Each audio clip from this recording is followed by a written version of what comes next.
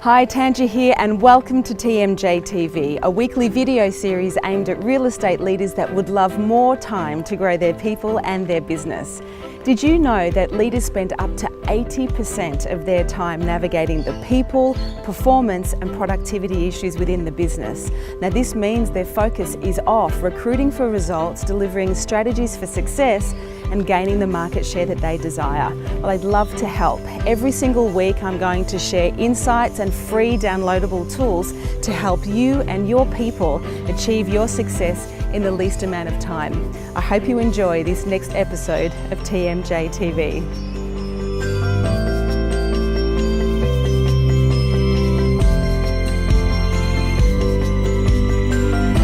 Here to talk about how you can become a master communicator in your workplace, headspace, and at your place through the power of connection is my friend, Rik Rushton. Thank you, Tanj. One of the other characters in your life is Mr. Fern. Yep. Your sports coach. I had two very good ones, Mr. Mac and Mr. Fern. So Mr. Mac was my PE teacher, and Yep. Mr. Fern was just a sports coach that I had on the weekend, and they were Yep. both amazing men. Yeah. In the chapter here, it says through three-step process to better communication. Yes. This is something that you learnt from Mr. Fern. Mr. Fern. Yeah, absolutely. And what I love about this, and this is for me like three questions that every leader must ask when performance coaching their team. You said there was a process that Mr. Fern would use pre and post a match or a game that you were playing. Mr. Fern would have drawn the soccer pitch on the board, added each player in their respective position, would begin by identifying each player's role and his expectations of them for the game in hand. He spoke in a way that suggested he had total confidence in each member. Do you think that the real estate industry is doing a good job of this at the moment? I think they are. Great. That's the challenge, though. Uh-huh.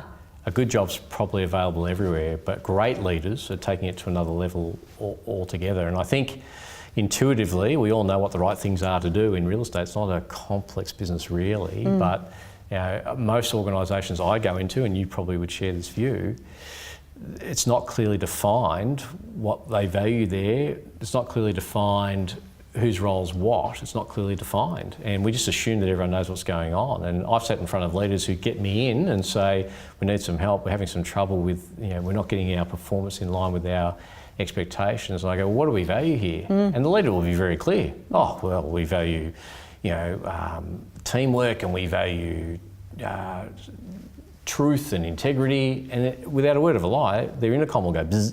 Mrs. Jones on line one, just tell them I'm out. Sorry, where were we? I think we were at integrity. And that old thing. You just told your receptionist to lie for you. Wouldn't it be better to say, sorry, I'm in a meeting, which is the truth, find out where they'll be in an hour, and I'll get back to them. So, most organisations, the elite organisations, very high standards, and keep everyone accountable to them. Recognise them and honour them and reward them, keep everybody accountable to them. When someone's out of sync with that, that's a training opportunity. I want to go there because you do have three questions that you need to ask, which I think is great simplicity. What are those three questions? So you're talking from Mr. Fern's point of view? Yeah, so the first question that we always want to ask anyone in their role is, how do you think you are going at the moment? Or how do you think you've gone this last week, month, quarter, whenever the review period is? How do you think you're going?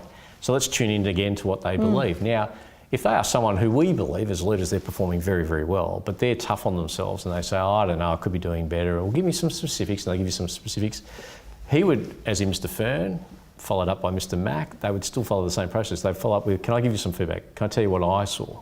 So they'd help you tune to the reality channel and go, you know what, Tanj, you might not think you're going that way, but I've got to tell you, in the first 3 years of what I've seen of you here in that role, you are probably going better than you fish are unaware of the water they're swimming in, they just swim. But I'm telling you, you've got out of a very shallow coral reef and you're in a very big ocean now. So I said, could you improve in a few years? Yes, and here's where I think you could improve. And the great news is, I know you're good enough to do that, so I want to support you with that. And so the three-step process would be, how do you think you're going? Yeah. If they answered probably not in reality, you tune them to the reality channel with, can I give you some feedback? This is what I saw. What if the reality ain't so pretty? Okay, and that's a very realism, which is, how do you think you're going? Well, I think I'm going awesome. Yeah. Can I ask, how have you arrived at that thinking? Yeah, with a really great Lady Gaga poker face when you ask that question. How'd you, well, I love people, I love houses. I know, you haven't worked with any yet. So, we need to know how you've arrived at that thinking. Yeah. Oh, well, okay, we're paid for results, not time and effort. We're paid for outcomes, not hourly rates. So I need to give you some feedback on where you're realistically at based on the numbers. The numbers don't lie. Or based on performance KPIs, based on what we value here. So here's the good news though, we didn't hire you by chance, we hired you because we know you've got it within you. So what would have to happen in order for you to give us performance that matches your ability? What would have to happen? And so therefore, once we get that feedback, then we now say, well, moving forward, can we agree then that we're going to do A, B, C and D? Good. I'm going to hold your hand through this. You can come to me anytime you like. And that's where the challenge comes from most leaders, because they go, I don't want to be spending time babysitting these people.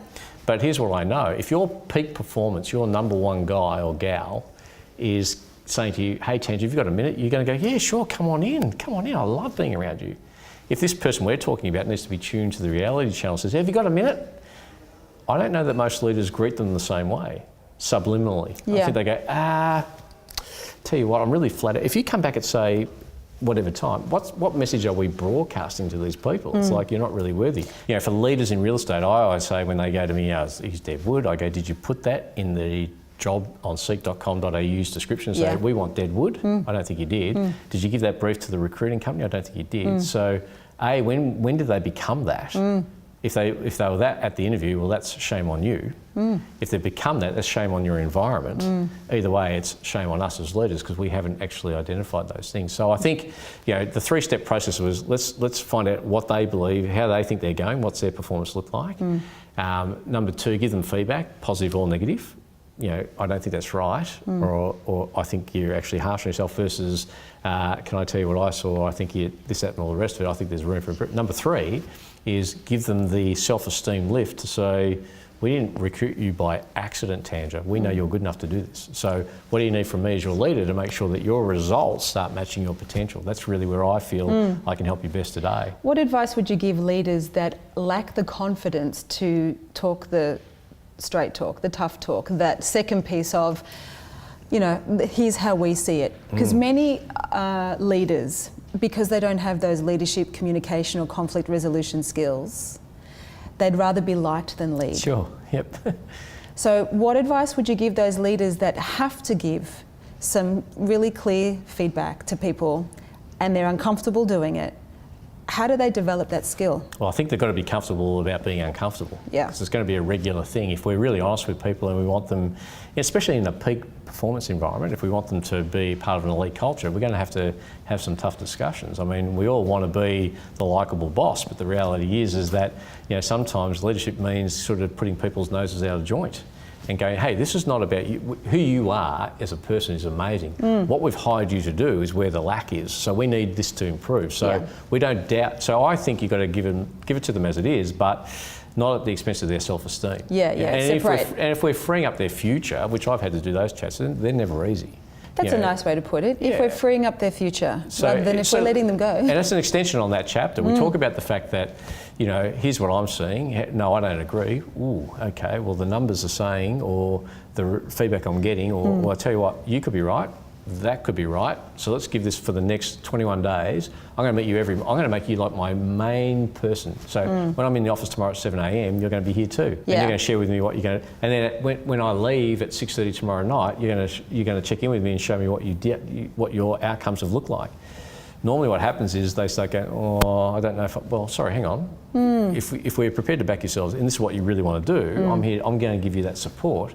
Normally what they say is, you know what, this is probably a bit too full on for me. I think I might, okay, well, you got some gifts, you got some talents.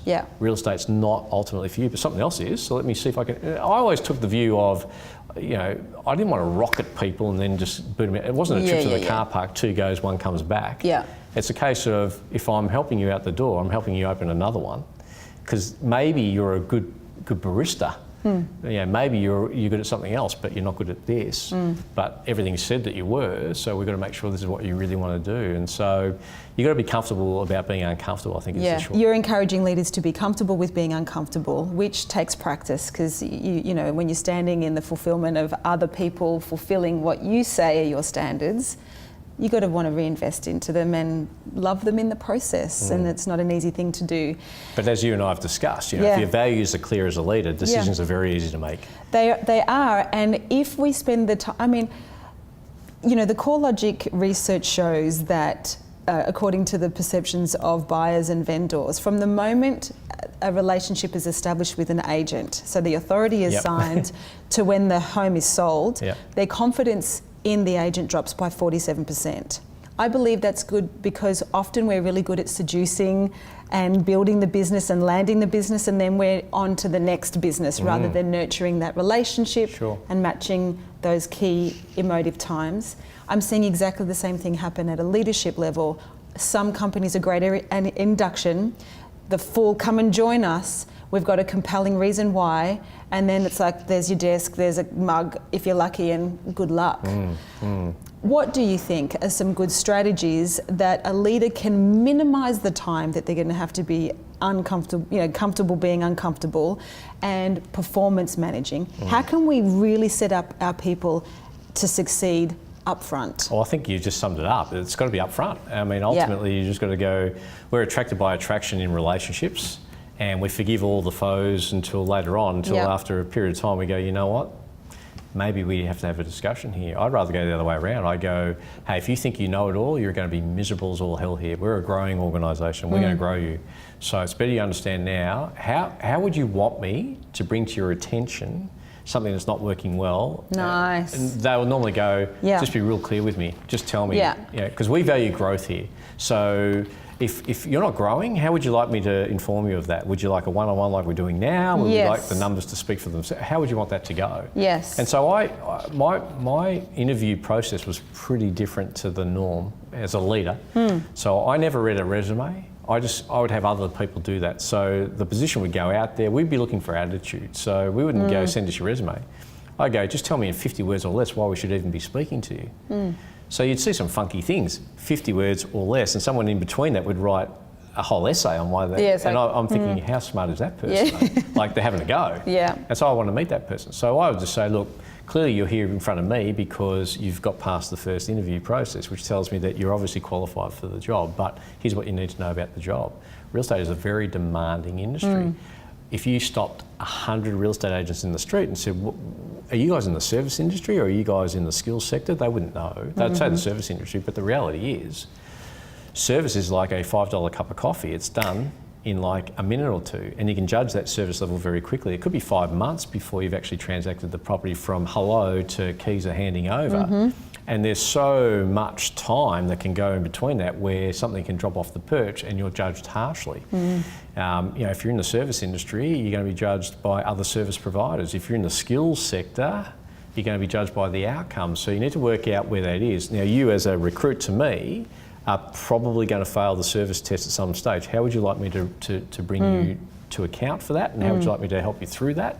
And how would you like me to, more importantly, coach you through that? And so that, I just, again, get their understanding of that. And some people go, just hit me between the eyes. Other people go, oh, I'm a bit of a sensitive person. So you pick it up and you kind of know. So I love that philosophy because what you're doing is building rapport.